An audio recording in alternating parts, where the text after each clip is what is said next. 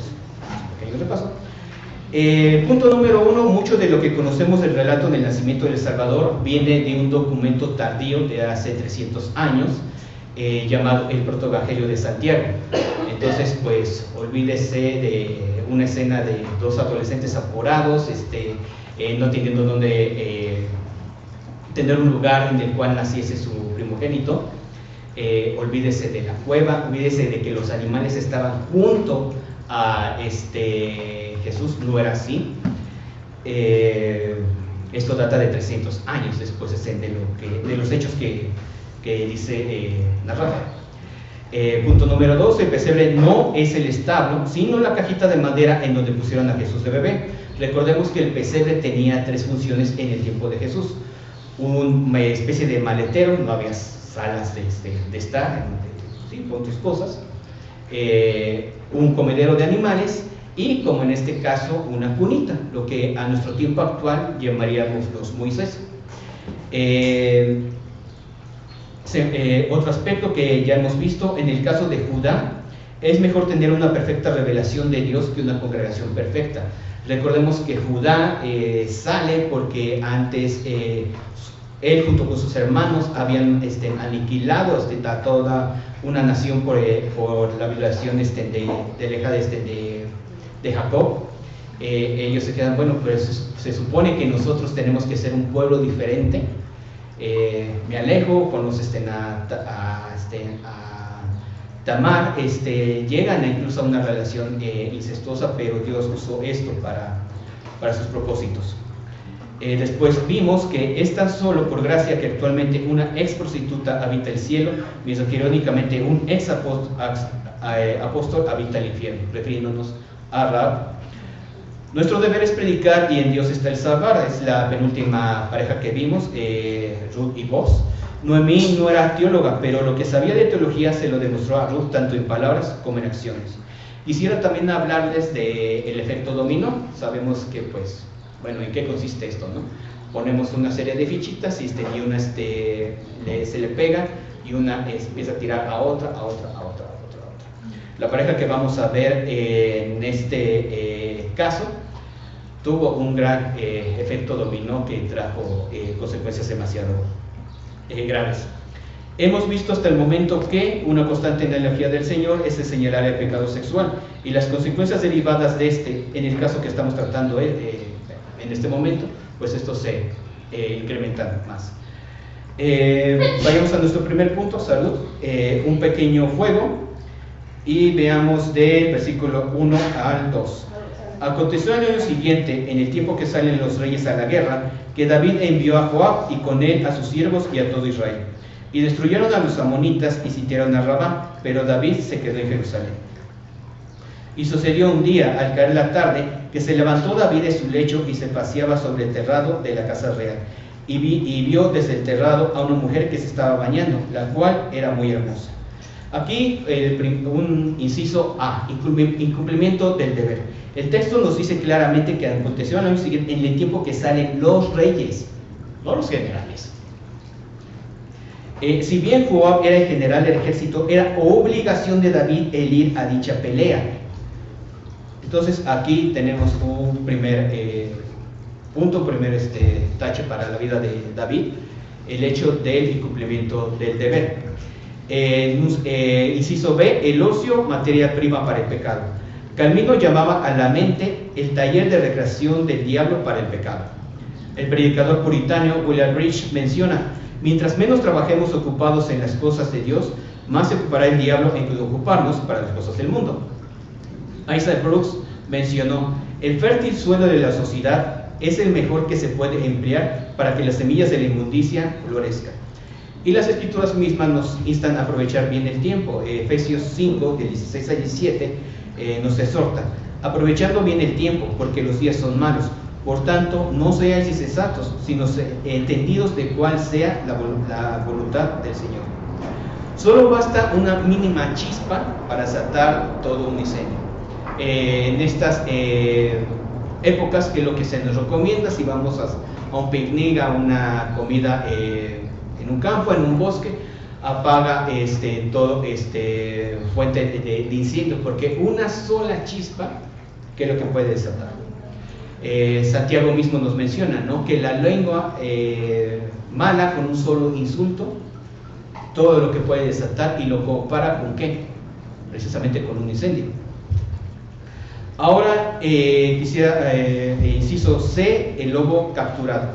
Bueno, en una ocasión, un cazador tenía bastante éxito en matar a lobos.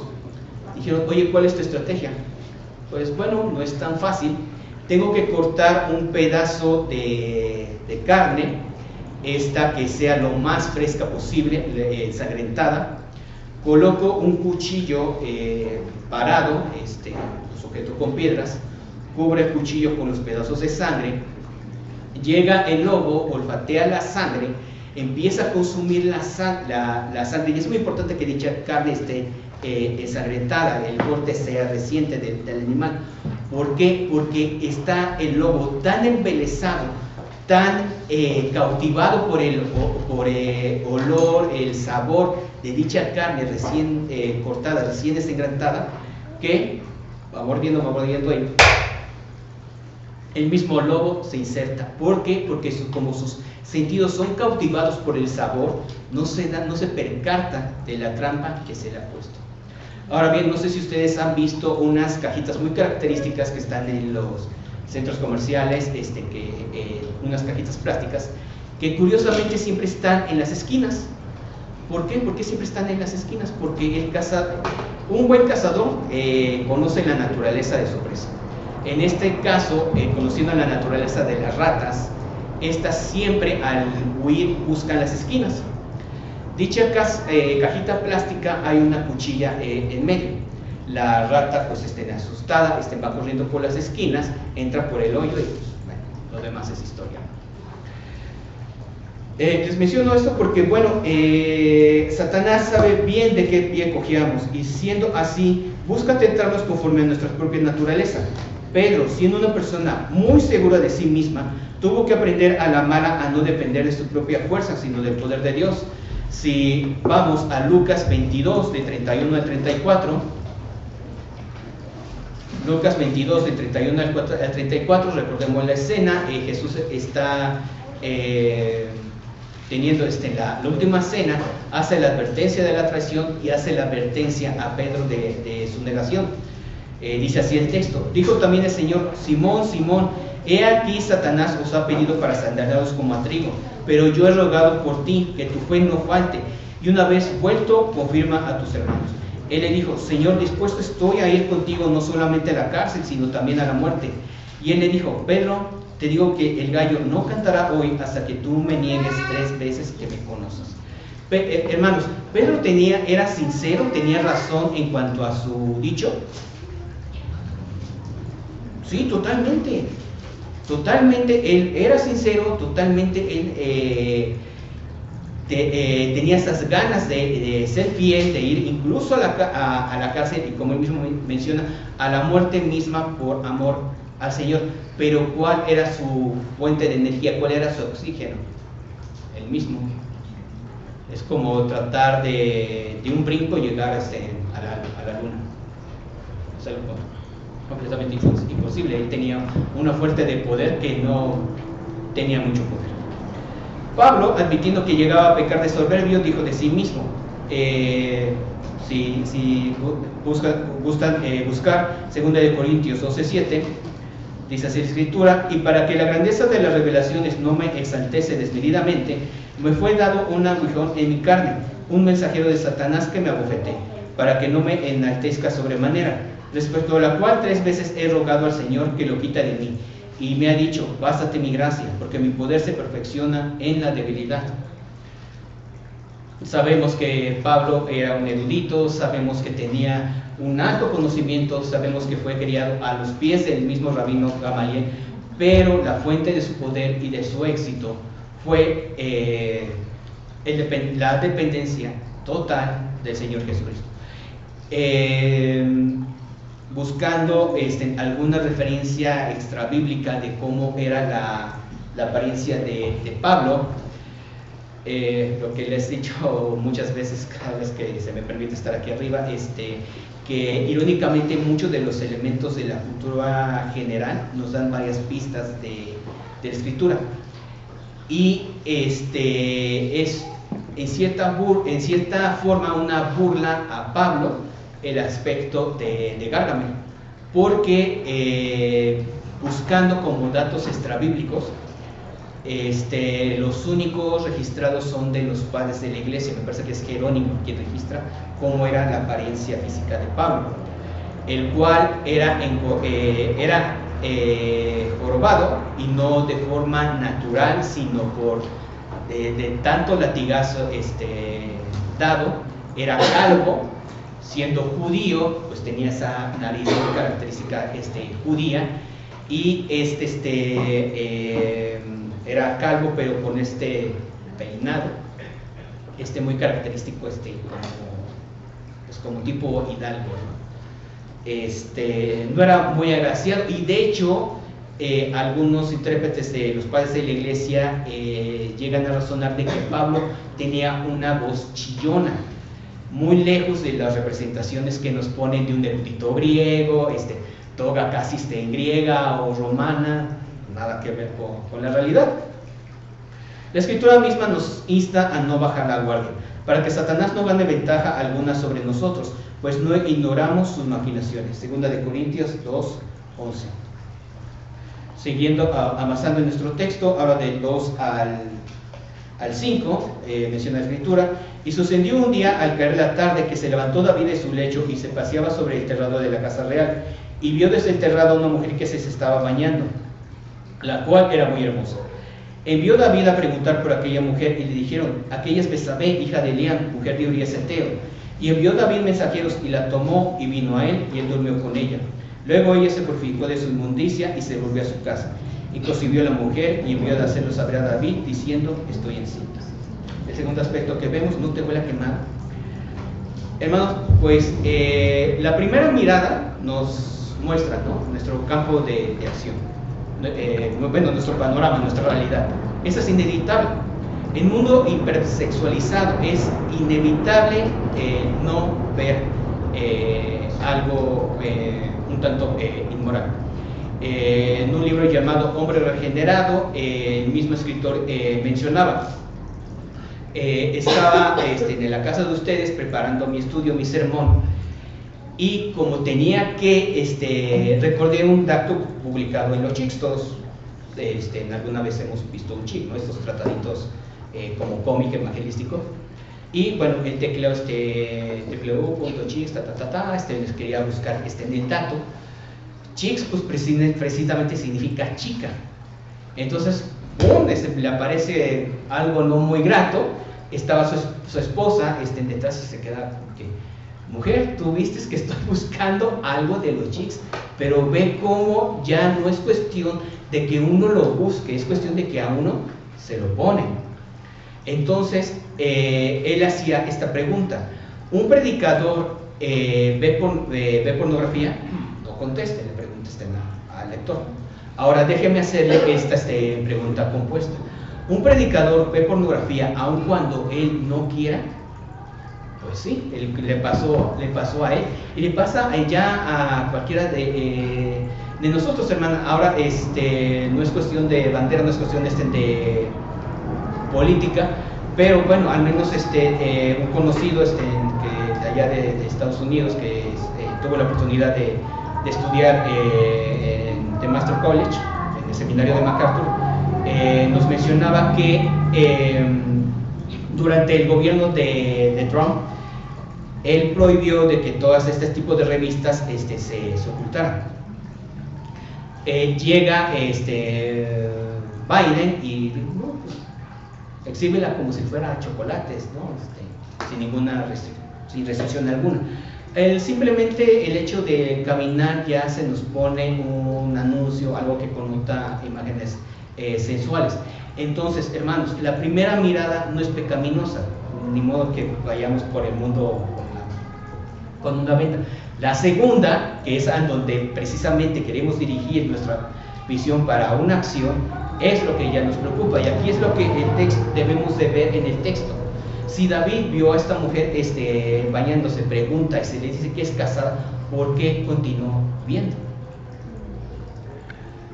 Malo no es el deseo de anhelar, sino malo no es el sentido de la vista, sino aquello que vemos. Malo no es el sentido de la audición, sino aquello que escuchamos. Y malo no es el deseo de anhelar, sino qué es aquello que anhelamos. En el corazón del ser humano, mencionaba Lutero, y posiblemente la ilustración ya la haya escuchado, habitan dos lobos, y los dos tienen un hambre insaciable. Uno tiene un apetito voraz por satisfacer ese deseo de agradar a Dios de un sentido genuino, como vimos que lo tenía Pedro, y otro, un lobo negro, representando esa naturaleza que el Espíritu Santo ha desechado, ha sacado, ha destronado, pero exige ser vuelta a entronarse, ser que esa hambre insaciable sea saciada, pero en contra de la voluntad del Señor. La pregunta realmente es: ¿a cuál alimentas tú? David pecó al no cumplir su deber como rey, al no aprovechar bien el tiempo y no apartar su vista de lo que él sabía no debía ver. Tan cautivados comenzaban sus sentidos a ser por la influencia del pecado, que no se percató de que empezaba a oler a quemado. ¿Y en qué se parece? Aunque suene chiste, pero es anécdota. ¿En qué se parece un político al pecado? Pues que ambos hacen promesas completamente falsas. Da placer, pero es efímero, nos hace sentir como reyes, al final nos deja pero que un mendigo. Es un sustituto barato de las delicias de Dios, siempre genera consecuencias, siempre. Y su resultado final es Romanos 6:23, porque la paga del pecado es muerte, mas la dádiva de Dios es vida eterna en Cristo Jesús. Y aquí, hermanos, esto se cumplió. ¿Cuántos fueron? Si usted se queda con la idea de que solamente murió Urías, está en un error. Murió el bebé, el primogénito de Betsabé, murió Urías, y no solamente Urías, como fuimos en el texto, murieron compañeros de Urías, murieron hijos de David, con todo por eso les mencionaba del efecto dominó, de esta cadena de pecado que se fue haciendo en la vida de David, la violación de Tamar, la muerte de Amón y finalmente la muerte de Absalón. ¿El pecado genera consecuencias? Siguiendo con nuestro texto, ahora de 6 en adelante. Entonces David envió a decir a Joab: envíame a Urías Eteo. Y Joab envió a Urías a David. Cuando Urías vino a él, David le preguntó por la salud de Joab y por la salud del pueblo y por la salud y por el estado de la guerra. Después dijo David a Urías: descienda a tu casa y lava tus pies. Y saliendo Urías de la casa del rey, le fue enviado presente de la mesa real. Mas Urías durmió en la puerta de la casa del rey con todos los siervos de su señor, y no descendió a su casa. E hicieron saber esto a David diciendo: Urías no descendió a su casa. Y dijo David a Urías: ¿no has venido de camino? ¿Por qué pues no descendiste a tu casa? Y Urías respondió a David: el arca e Israel y Judá están bajo tiendas, y mi señor Joab y los siervos de mi señor en el campo. Y había yo de entrar en mi casa para comer y beber y a dormir con mi mujer, por vida tuya y por vida de tu alma, que yo no haré tal cosa. Y David dijo a Urías: quédate aquí aún hoy y mañana te despacharé. Y se quedó Urías en Jerusalén aquel día y el siguiente. Y David lo convidó a comer y a beber con él hasta embriagarlo. Y él salió a la tarde a dormir a su cama con los siervos de su señor, mas no descendió a su casa. Venida la mañana, escribió David a Joab una carta, la cual envió por mano de Urías, y escribió en la carta diciendo: poned a Urías al frente en lo más recio de la batalla, y retiraos de él para que sea herido y muera. Así fue cuando Joab sitió la ciudad. Puso a Urías en el lugar donde sabía que estaban los hombres más valientes, y saliendo luego los de la ciudad, pelearon contra Joab, y cayeron algunos del ejército de los siervos de David. Y murió también Urías Eteo. Entonces envió Joab e hizo saber a David todos los asuntos de la guerra, y mandó al mensajero diciendo: cuando acabes de contar al rey todos los asuntos de la guerra, si el rey comenzara a enojarse y le dijere: ¿por qué os acercasteis demasiado a la ciudad para combatir? ¿No sabéis lo que suelen arrojar desde el muro? ¿Quién hirió a Abimelech, hijo de Jeroboam? ¿No echó una mujer del muro un pedazo de rueda del molino y murió en Tebas? ¿Por qué os acercasteis tanto al muro? Entonces tú dirás, también tu siervo Urías, Eteo, es muerto. Fue el mensajero y llegando contó a David todo aquello a que Joab le había enviado. Y dijo el mensajero a David, prevalecieron contra nosotros los hombres que salieron contra nosotros al campo, bien que nosotros le hicimos retroceder hasta la entrada de la puerta. Pero los flecheros tiraron contra tus siervos desde el muro y murieron algunos de los siervos del rey y murió también tu siervo Urías Eteo. Y David dijo al mensajero, así dirás a Joab, no tengas pesar por esto, porque la espada consume ora a uno, ora a otro. Refuerza tu ataque contra la ciudad hasta que la rindas y tú aliéntate. Oyendo a la mujer de Urías que su marido Urías era muerto, hizo duelo por su marido, y pasando el luto envió David y la trajo a su casa, y fue ella su mujer, y le dio a luz un hijo. Mas esto que David había hecho fue desagradable ante los ojos de Jehová. Y bueno, el fuego del pecado comienza a consumir a David.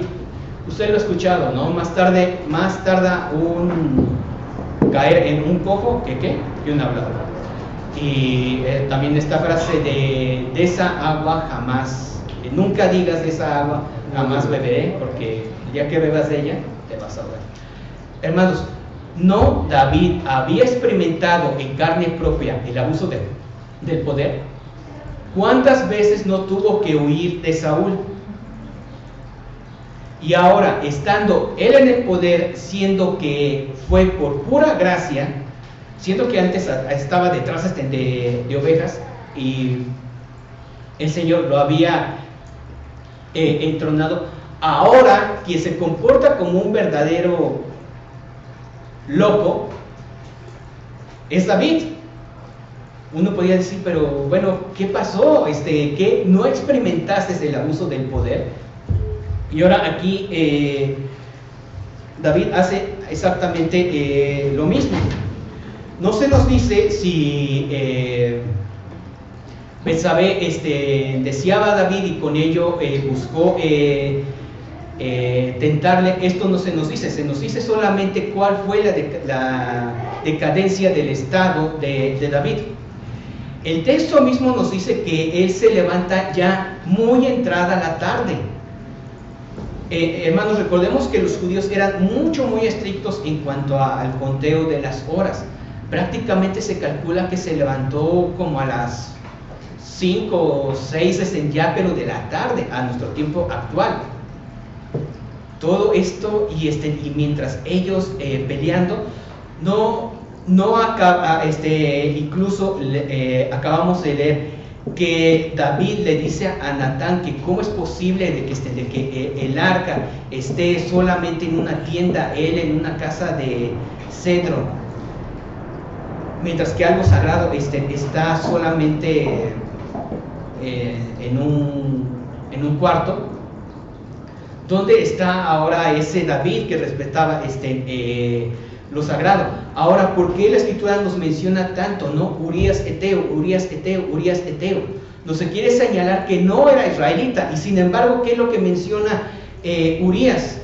Oye, pero pues vienes cansado, la guerra es bastante pesada, pues ve y descienda a tu casa, ¿no? Es obvio el intento que quería hacer David, ¿no? De echarle la culpa a Urías.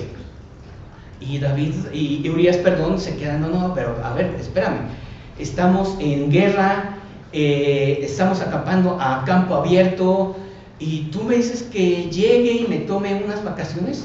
Y el juramento que hace Urías, por vida tuya y por Israel, por mi propia vida, que no haré una cosa así.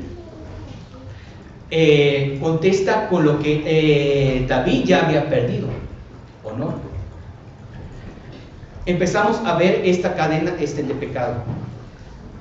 Incumplimiento de deber, pereza, lujuria, adulterio, conspiración, asesinato y ahora difamación, porque precisamente busca a emborrachar a Urías. Bueno, a ver si ahorita me estás contestando así porque estás en tus 5 sentidos. Veamos que si con unas copas de más dicho honor persiste. Pero que encachetada con guante blanco, ¿qué es lo que hace Urías? Aún borracho, Urías era más santo que David estando sobrio.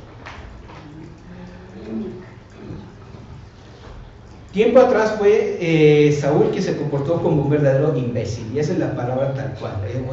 Imbécil es sin bastón, no tenía ni una sola guía. Y aquí David, teniendo la ley, teniendo la escritura, teniendo comunión con Dios, parece que el bastón lo aventó. Lo mismo que ya vimos con Pedro: Señor, estoy dispuesto a ir a la misma muerte que por ti. Y veamos cómo le dice el Señor: Simón, Simón. ¿Cuál era el nombre que usaba para jalarle la oreja a Pedro? Simón. ¿Por qué? Significa Simón significa viento. Así como de hecho, si nos ponemos más estrictos, una veleta. Está así, no tiene una guía, no apunta a nada. Y cuando él hacía las cosas bien, como le decía Pedro, ¿por qué? Porque Pedro pues, es algo ya sólido, algo establecido. De igual forma, teniendo este bastón, esta guía que es la escritura, pues bueno, David en el poder lo se deja llevar por sus instintos. Hermanos, Satanás es un exterminador, mas no el matador. Me explico. Él se encarga de poner la maderita, el martillo, el quesito, lo pone cerca del hoyito del ratón. ¿Y de quién es la culpa de que la ratonera se active? Del ratón, ¿no? Él simplemente puso así. En esta revista de cultura popular, MAT, aún ellos mismos hacen esta reflexión en alguna de sus viñetas, de que tras la muerte de Saddam Hussein se representa al infierno y al diablo así como que, ay, ¿ahora qué? ¿No? Y se ve que supuestamente se está enjuiciando a Saddam Hussein y que le está diciendo a Dios, y dice: ay, Señor, pero es que yo no tuve la culpa, el diablo me hizo hacer. Y el diablo así pues diciendo: no, ¿ahora qué hice? ¿No? Porque pues, o sea, de que no tenía la responsabilidad Hussein, ¿no? Echándose al diablo, ¿no? Pero no, nosotros somos los que olemos el queso, vamos, y el martillo cae sobre nosotros. Vemos también que aquí nos quedamos, ¿qué pasó? Está hablando de un personaje completamente diferente. Cuando David se enfrenta a Goliat y todos dicen: oye, pero o sea, te das cuenta de que este es un profesional, que Goliat no solamente es grande en estatura, sino grande en cuanto a sus habilidades militares. ¿Qué es lo que contesta David? Por salvar a una sola de mis ovejas, he peleado con osos, he peleado con leones, y no he permitido que ni una sola oveja del rebaño muera. Aquí les pregunto: ¿fue Urías el único muerto en esa pelea? No, el texto lo menciona. Murió Urías y soldados del ejército de David. El mensajero presenta el informe, y ¿qué le dice? No te preocupes, Juan, o sea, pues, es lo normal en una guerra, ¿qué esperabas? David, eres la misma persona. El antiguo pastorcito fue asesinado no por un enemigo, sino por sí mismo. Suicidio espiritual fue el que cometió David. Antes, preocupado por no perder ni una sola oveja, al grado de pelear con osos, lobos y leones, para salvarlas, ahora le preocupa perder algunos pocos de sus hombres. ¿Y cuánto más vale un ser humano que un hombre? El pecado tiene el efecto de que su explosión es igual a una mina. No solo daña a quien la pisa, sino a los que están alrededor de él. Antes, David, de forma honorable, honró la muerte de sus propios enemigos. Hizo participar a Joab del funeral de Abner. Si me acompañan a 2 de Samuel 3, del 26 al 35. 2 de Samuel 3, 26 al 35, menciona así la escritura: y saliendo Joab de la presencia de David, envió mensajeros tras Abner, los cuales le hicieron volver desde el pozo de Sira sin que David lo supiera. Y cuando Abner volvió a Hebrón, Joab lo llevó aparte en medio de la puerta para hablar con él en secreto. Y allí, en venganza de la muerte de Asael su hermano, le hirió por la quinta costilla y murió. Cuando David supo después de esto, dijo: inocente soy de mi reino y delante de Jehová para siempre, de la sangre de Abner, hijo de Ner, caiga sobre la cabeza de Joab y sobre toda la casa de su padre, que nunca falte de la casa de Joab quien padezca flujo, ni leproso, ni quien ande con báculo, ni quien muera a espada, ni quien tenga falta de pan. Joab, pues, y Abisai su hermano mataron a Abner porque él había dado muerte a Asael, hermano de ellos, en la batalla de Gabaón. Entonces dijo David a Joab y a todo el pueblo con él que estaba: rasgad vuestros vestidos y ceñid de cilicio, y haced duelo delante de Abner. Y el rey iba delante del féretro. Y sepultaron a Abner en Hebrón, y alzando el rey su voz, lloró junto al sepulcro de Abner. Y lloró también todo el pueblo, y hinchando el rey al mismo Abner, decía. Y fíjese, hermanos, esto, o sea, cómo el pecado nos hace ciegos, nos hace actuar como zombies. Tus manos no estaban atados, ni tus pies ligados con grillos. Caíste como los que caen, ¿qué? ¿Delante de qué? De malos hombres. ¿No se está autocondenando David? ¿No está actuando ahora absolutamente igual? Y todo el pueblo volvió a llorar sobre él. Entonces todo el pueblo vino para persuadir a David que comiera antes que acabara el día. Mas David juró diciendo: así me haga Dios y una añada, si antes que se ponga el sol gustase yo pan o cualquier otra cosa. Pero ahora, cuando este mismo hombre es quien desea ser el asesino, minimiza su pecado. Hermanos, no sé si sabían ustedes esto, pero los cerdos no son capaces de mirar el cielo.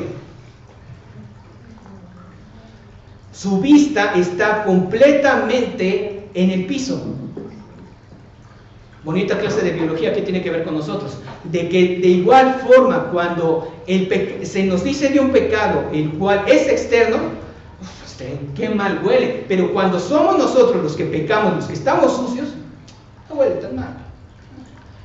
La vista del pecador es tan miope que solamente se atreve a mirar el suelo y no es capaz de mirar hacia arriba. No es capaz de ver el pecado, no desde su perspectiva, sino desde la perspectiva de Dios. El estándar no es Saddam Hussein, el estándar no es Hitler, el estándar es la perfecta ley de Dios en nuestras vidas. ¿Cumples todo ello? No. Por eso, hermanos, en cuestión de evangelismo, ya lo hemos dicho, primeramente la ley y después la gracia. Al mencionarle del evangelio a una persona: oye, ¿te consideras una buena persona? Sí, pues soy mejor que mocha orejas o cualquier asesino que ustedes quiera y mande, ¿no? No, la pregunta no es esa. La pregunta es: si te juzgase a través de los 10 mandamientos, ¿serías hallado inocente o culpable? La ley, la perfecta ley de Dios, el espejo, la perfecta gracia de Dios, agua y jabón.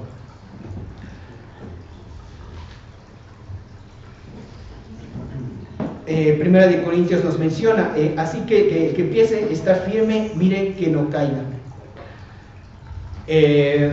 Fácil es leer sobre Sansón, fácil es leer sobre este caso de David y llegar a este mismo sentido. ¿Cómo es posible que hicieran esto? ¿Cómo es posible que hicieran el otro? Hermanos, no sé si ustedes lo han hecho, es un ejercicio tal vez un tanto infantil de mi parte, pero al leer las escrituras, bueno, me imagino la escena y pues con estas voces de doblaje, ya como que tengo uno designado para tal personaje, y ese sí ya tengo designado para el otro, me lo vaya imaginando. Y cuando uno llega al Éxodo, en la multiplicación de los panes, uno se queda: ¿cómo es posible que no creyeran? Un yad, hermano, o mano, en hebreo, no sé si ustedes han visto esta imagen de una varita con la cual los judíos van leyendo el texto. Esta manita está pues así, y esto sirve para llevar, es como una especie de imagen, voy llevando el texto, recordemos que los judíos leen así, este dedito apuntando el texto, pero ¿cuántos dedos están apuntando al lector?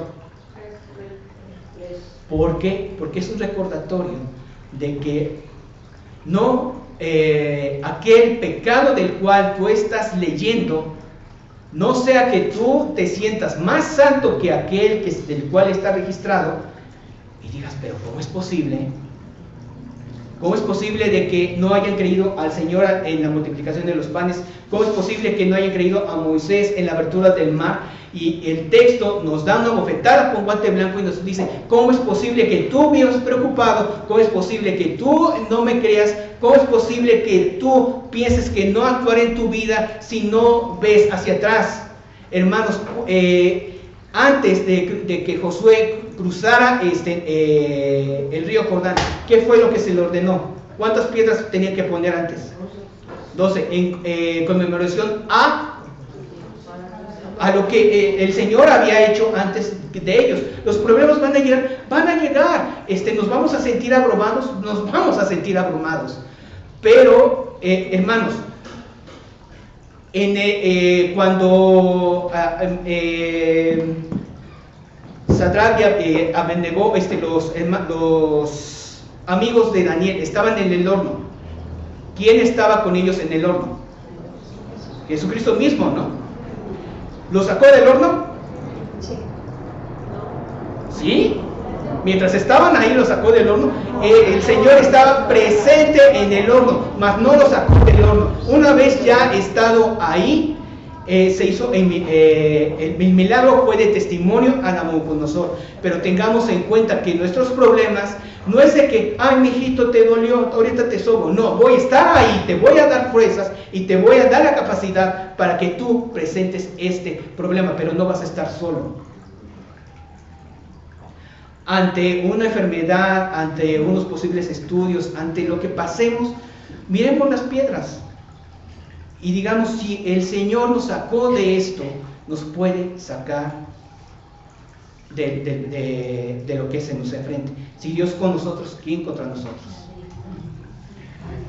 Esa manita precisamente es para que de esa varita, ten en cuenta que 3 están señalando a ti. Es una manita judía y me encanta la soberanía de Dios porque podríamos espiritualizarlo, pero yo estoy casi seguro de que es precisamente por una señalización de la Trinidad, un asomo de que el Dios único y verdadero te está examinando a ti.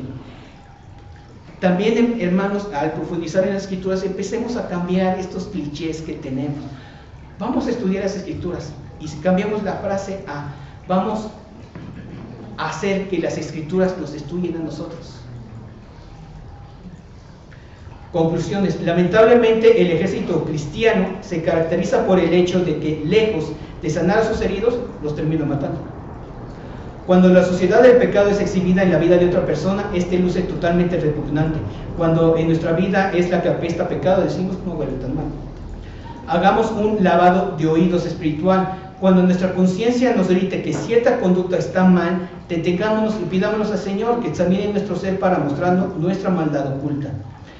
El conocer a profundidad la santidad de Dios nos llevará a conocer la profundidad de la inmensidad de nuestra maldad. Que esta sea nuestra oración, no solamente durante la semana, los días que nos permita tener el Señor. Salmos 139, 23 y 24. Examíname, oh Dios, y conoce mi corazón. Pruébame y conoce mis pensamientos, y ve si hay en mí camino de perversidad, y guíame en el camino eterno. Mateo 7, del 3 al 5, otro cliché a romper. ¿Podemos nosotros juzgar? Sí, siempre y cuando sigamos un patrón. ¿Y por qué miras la paja que está en el ojo de tu hermano y no echas de ver la viga que está en tu propio ojo? ¿O cómo dirás a tu hermano, déjame sacar la paja de tu ojo y aquí la viga en el ojo tuyo? Hipócrita, saca primero la viga de tu propio ojo y entonces verás bien para sacar la paja del ojo de tu hermano. Mateo 7, del 3 al 5. Oremos para finalizar.